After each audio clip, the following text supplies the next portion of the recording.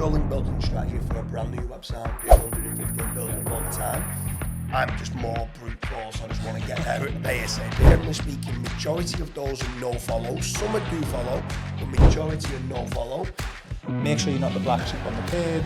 I want the high DR. Not that high DR means anything. But like I want a trusted seed site. Right? Make certain you're doing quite a lot of links to your informational posts. If you can get those ranking, naturally others will start linking through to those. It's obviously, everyone knows gambling industry and it's expensive. It's expensive for links.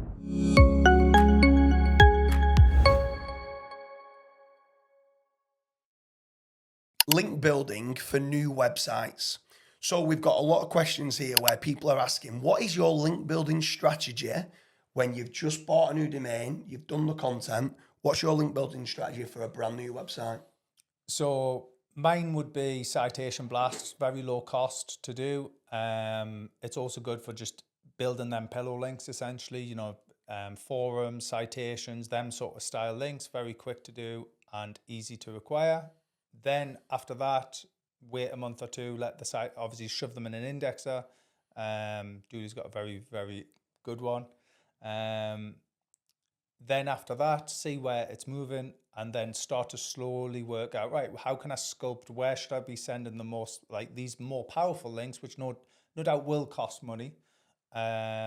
Where should I be sculpting it? Where should they be going to and working it out from there? That's usually how I do it. So let's break that down of what you've said there. So you've got a brand new website and the content's being done. So obviously to start with, you mentioned citations. Yeah. So citations, for anyone that doesn't understand what that is, a business listing, right? But to have the citation, you need what's called the NAP, the name, address, and the phone number. So to start with any website that you have, try and make certain you've got the name of the business, the address, and the phone number put onto the website.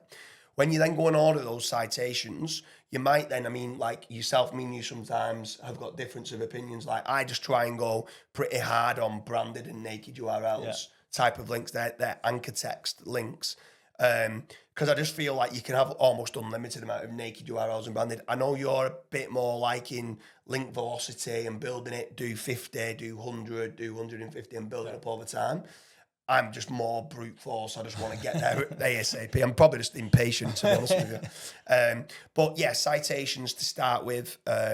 Like for me, I go and get 800 off the box. I know you kind of do 100 a month or 100 a week for 8 weeks and stuff like that.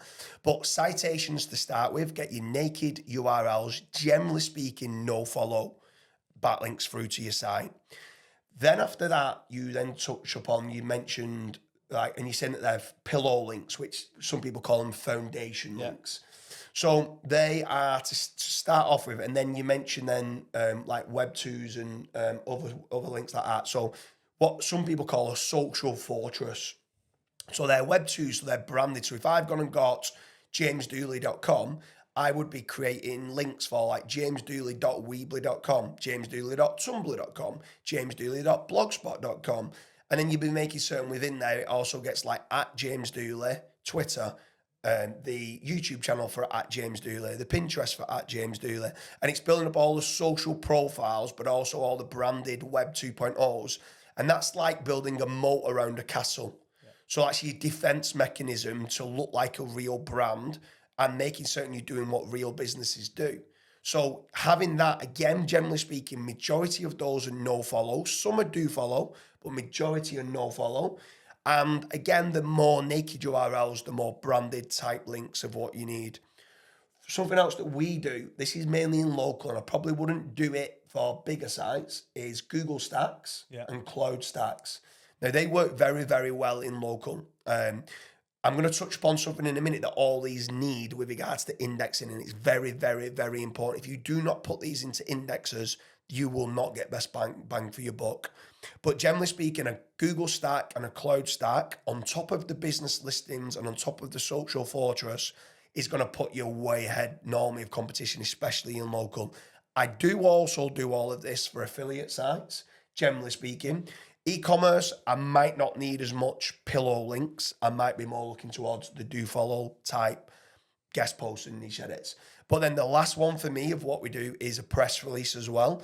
Just to get that influx of links. I want Google to become and keep crawling my site in lots of mentions I want my NAP listing on my Web 2.0s. I want my NAP listing everywhere I can, my Google Stack, my Cloud Stack, and on my press release.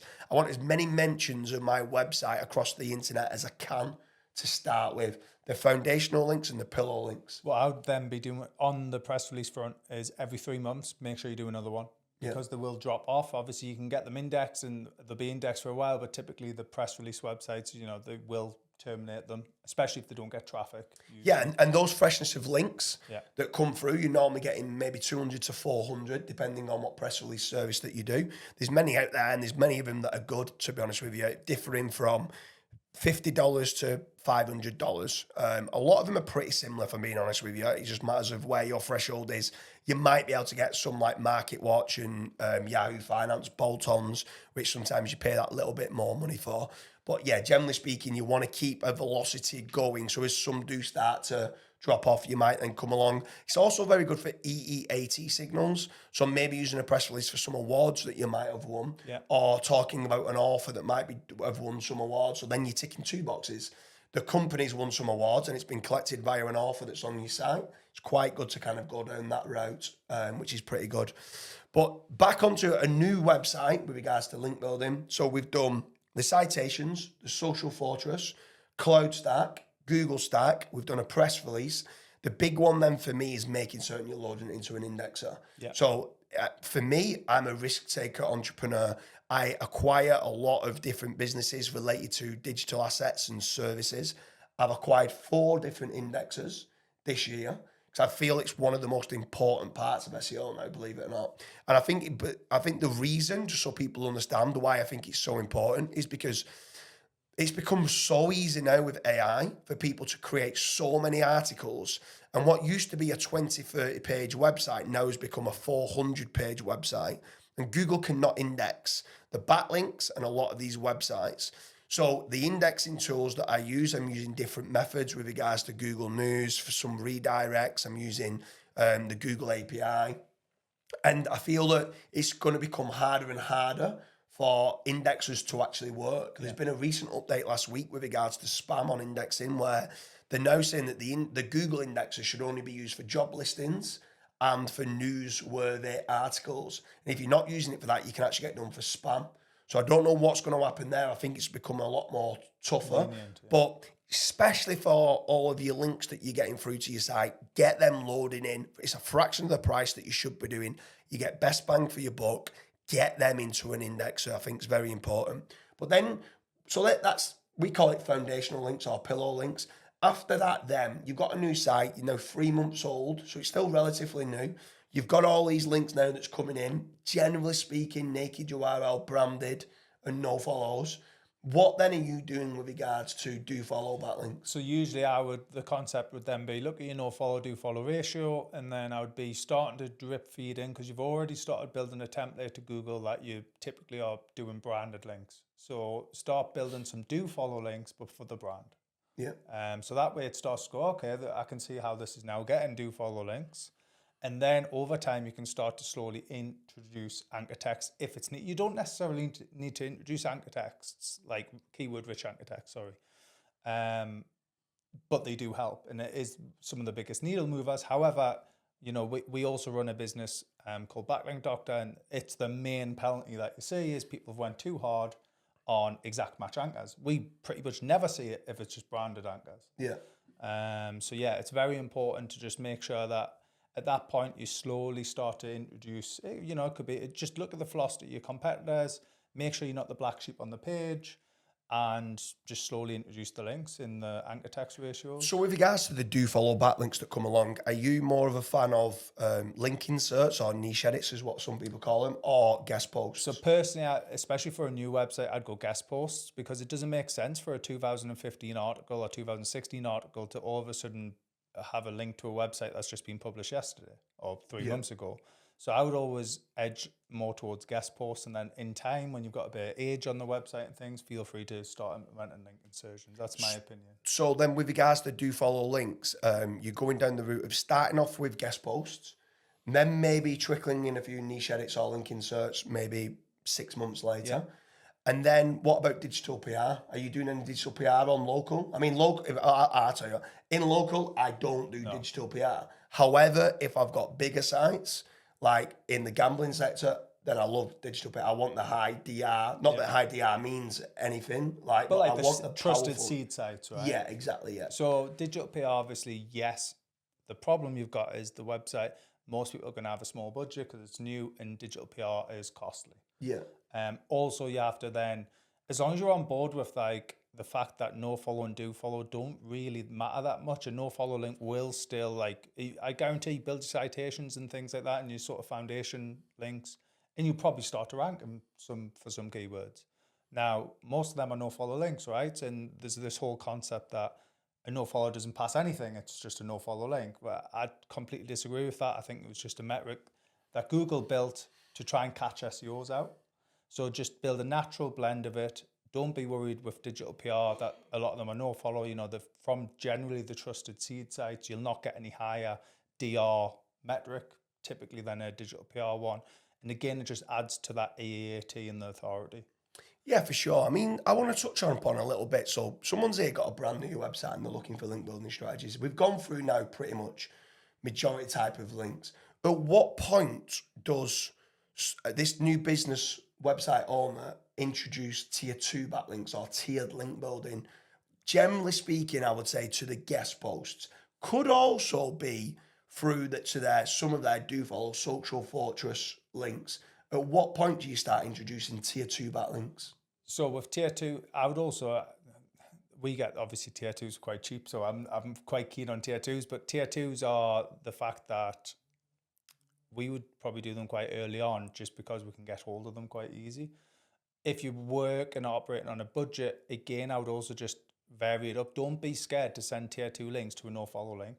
It's actually, in some of our test data, we found that in sending that link through to it, and maybe even, you know, sending some traffic, if you're doing sort of Twitter ads, things like this, or YouTube ads or Pinterest or whatever type of advert to it, you can sometimes actually almost increase the value of that no follow. So it almost becomes a do follow, although it's a no follow. Yeah.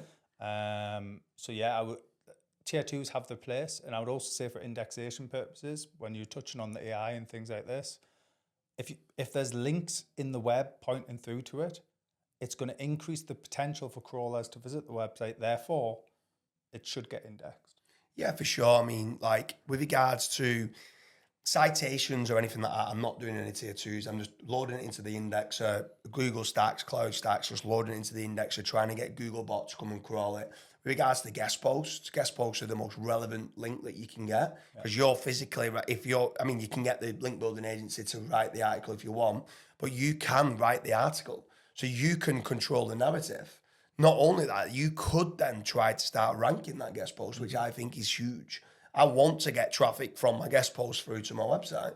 So if I can semantically write like good quality copy on my guest posts and get the guest post ranking, well, what is the algorithm at its core? Content and links. So if I write a really well written piece from a guest post, I want 4 or 5 tier 2s to give that guest post the best chance of ranking. And if I can try and control the first page with me being number 1 and my guest post being 2, 3, and 4, that is the best. That's the holy grail, in my opinion, of link building. Well, and then another thing you've touched on is obviously then starting to get referral traffic from these links, and you're controlling the whole SERP. So you become more of a sort of what's it called?